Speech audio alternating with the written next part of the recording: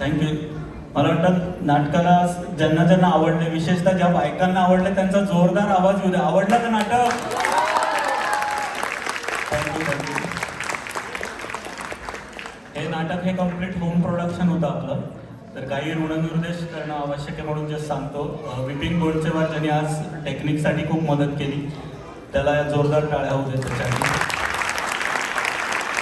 या नाटकाचा मीडिया हे रेवा मोठे हिने बनवलेला होता. अतिशय सुरेख असा व्हिडिओ होता, प्रोमो.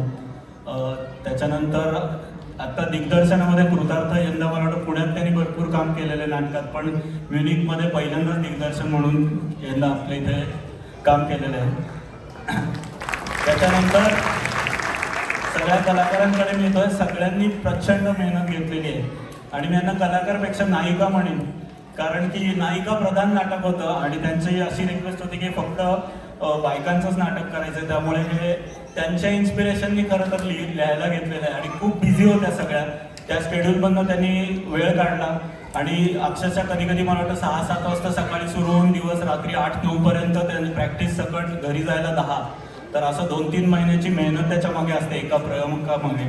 त्यामुळे त्यांच्यासाठी जोरदार टाळ्या लागतात.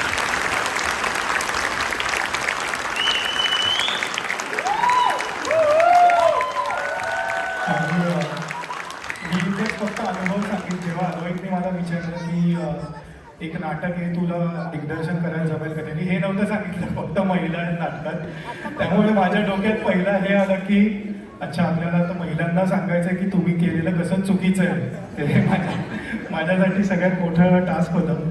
पण अद्वैत जसं म्हटलं, सगळ्या नायिका आहेत, सगळ्यांनी अतिशय सुंदर अगदी प्रोफेशनली काम केलं आणि आम्हाला फार काही मेहनत नाही घ्यावी लागली, कारण सगळ्यांनी उपजतच चांगलं केलेलं आहे.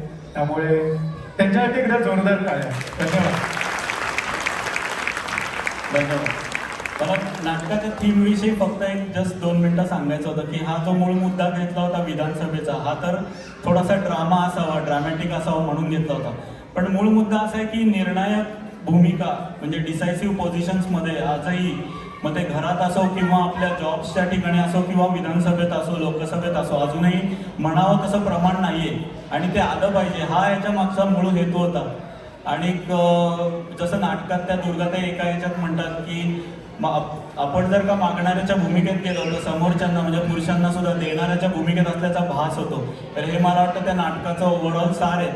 तर स्त्रियांना ह्याच्या पुढे फ्युचरमध्ये कधीही मागणाऱ्याच्या भूमिकेत शिरायची गरज पडू नये आणि आपल्याला देणाऱ्याच्या भूमिकेत असल्याचा भास होऊ नये, एवढीच गणपतीच्या चरणी प्रार्थना करतो आणि इथेच थांबतो. पुन्हा एकदा जोरदार या परफॉर्मन्ससाठी टाळ्या होऊ दे.